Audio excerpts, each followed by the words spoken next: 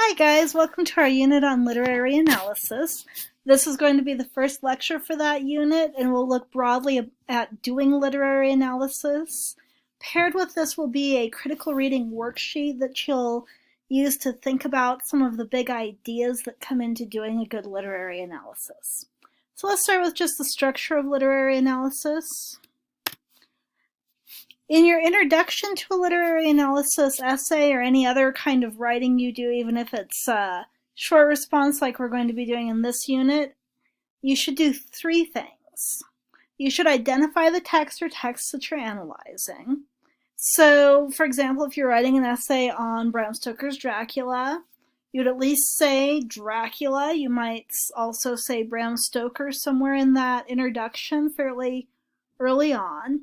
You're going to set up the significance of your reading of the text. So when I talk about setting up the significance here, just like in some of the other intros we've looked at, you might give historical background, you might give theoretical background, you might talk a little bit more about the story. This is really telling your reader anything they need to know to be a good audience to the thesis that you're going to develop throughout the essay. So then the third point, of course, is to set up the essay with a thesis, in this case about your interpretation of the text. And that's really the big thing that most of the time you're going to be doing in a literary analysis, is setting up an idea that asks you to dig more deeply, something that a reader may not see on their own, or something that makes connections between your text and other points of interest. We'll look at that a little bit more at the end of the lecture. All right, so your thesis, like I was just saying, you'll explore an aspect of the text that will require development or explanation from you. It needs to be based in the text. So you definitely need to be able to show where in that text that you're analyzing you found the ideas that you're talking about. But you can also use outside information. And I think that's really the most common way that people jump into literary analysis. You'll see this towards the end of the unit when we look at our different peer-reviewed essays. One will be one that draws very heavily on post-colonial theory. It draws on an article called Can the Other Speak? So we'll look at that more as we get towards the end of this unit, but just keep in mind your thesis will definitely pull ideas in to make something really interesting. All right. Very briefly, I want to make sure you guys have seen this model for writing with supports, just because I think it's good to review as we get into this more academic-y kind of essay. You know, we've done definitely a lot of academic writing, but I think literary analysis is one of the most purely academic forms that we do in here. So I think it's really good to be thinking a lot about your structure as you build this essay. I like to think about both pie and meal paragraphs. These are both acronyms that people have come up with to help us remember what we're doing in a paragraph as we write paragraphs. So you need a structure for each of your supporting paragraphs that uses something like pie. The P stands for point. That's going to be your topic sentence that shows how the piece of evidence that you've selected fits into your larger argument. So this is really your chance to look at how the individual idea you're developing connects back into that thesis. You'll then, for I, that's information, it's information you're basing things on, present the evidence from the text or from your outside sources or from whatever you're drawing on. Present that evidence in 1 to 2 sentences. And then the E is for explanation. That is probably the most important part of your paragraph in terms of critical thinking and really developing your idea. And that's where you're going to analyze or explain the evidence that you've presented. So once you've given us your quotes, once you've given us your summaries, paraphrases, hopefully your synthesis of a few things, Then you'll, in your own words and with your own thoughts, explain why you've used that evidence and how it connects back to that topic sentence, which then connects back to your thesis. So that just kind of helps make sure the whole essay is coming together smoothly.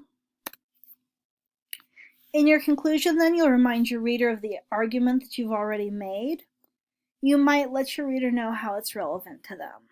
So why, for example, might it be interesting, as we'll do later on, to look at Dracula as a text that talks about colonized people and their both relationship with and kind of threat to the colonizer.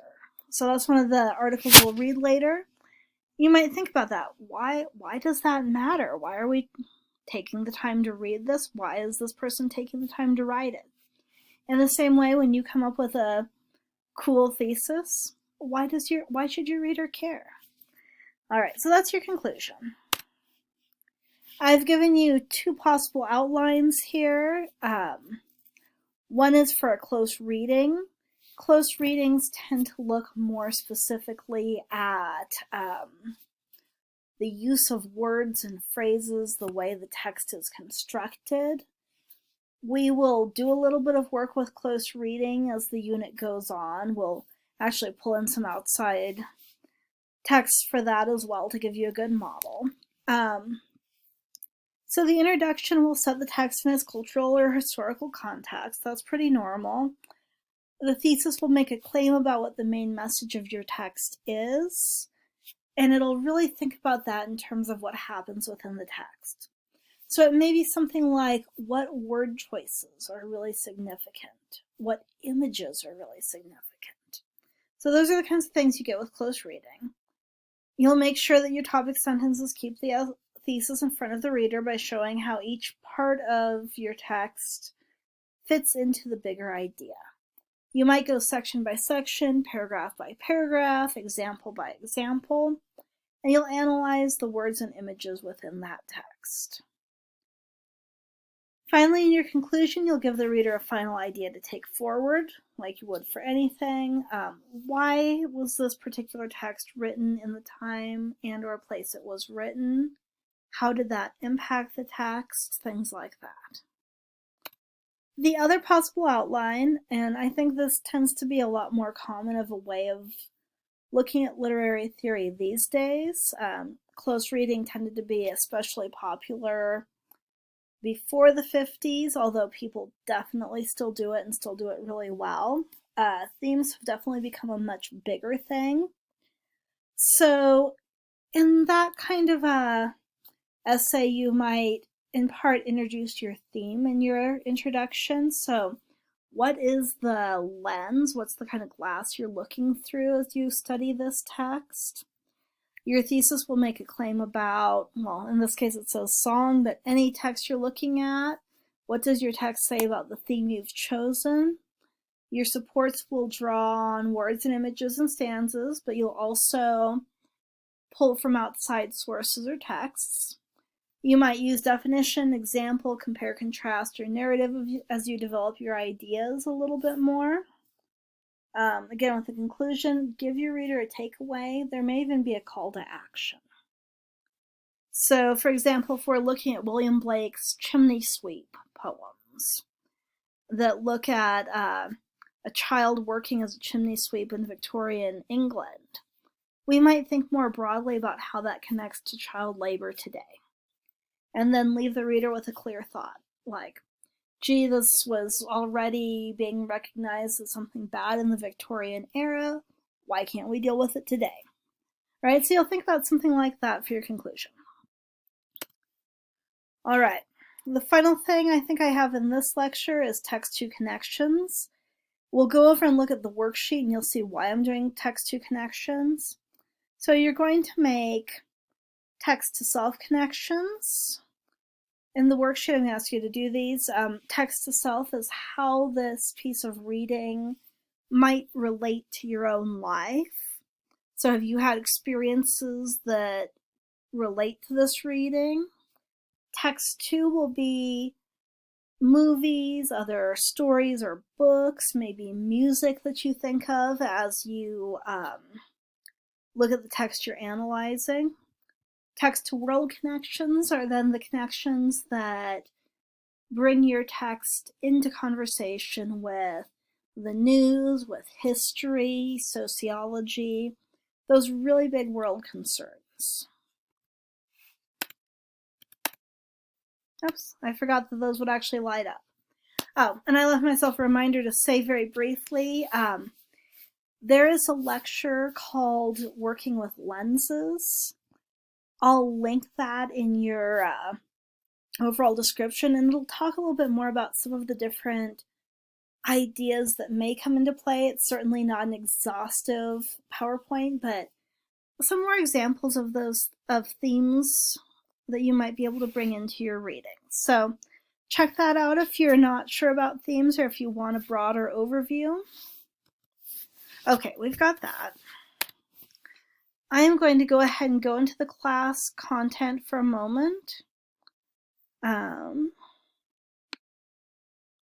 I'll just go into this 121. You guys all have the same content, so if you're in the other class, you've got it too. Going down to content, April 1st. And you've got here in the directions something that asks you to download the critical reading practice worksheet. You'll then turn that into Dropbox. And this lecture will be on here when you guys see it. So I've got this critical reading worksheet downloaded here. And I'm going to have you guys look at a children's book. Usually I would bring books to class and have you guys do this in a group, but I think this is going to work really nicely for this distance learning as well. So I've given you guys two film versions of Dr. Seuss books being read out loud. You're welcome to use those texts. If you have a children's book at home that you feel like you want to bring in and use, that's totally fine as well. So go ahead and fill out the section title and the author. You'll give me a summary. Remember, summary is just what happened. At this point, you're not doing any critical work. You're just showing me that you know what the events were, right? You'll then choose an interesting quote, something that interests you. I don't write it down here. Tell me what you think or wonder about the quote. We'll then do those text-to connections that I just talked about. We'll then start looking at this book, right? What would you do? So if you had to find a meaning in the essay or something that the author might be saying about, we'll then look at how text-to-world connections might come into play under the making meaning category. So we're looking for themes here. This might be things that you see in everyday life, things you've heard in sociology, political theories, ideas from psychology. What are two things? And then give me one quote or description from the text that supports your claim that that theme or idea is in there. For this lecture, and then you'll get that turned into the Dropbox. Go ahead and do that, and then come back. There's more lectures that get us started on Dracula. Enjoy.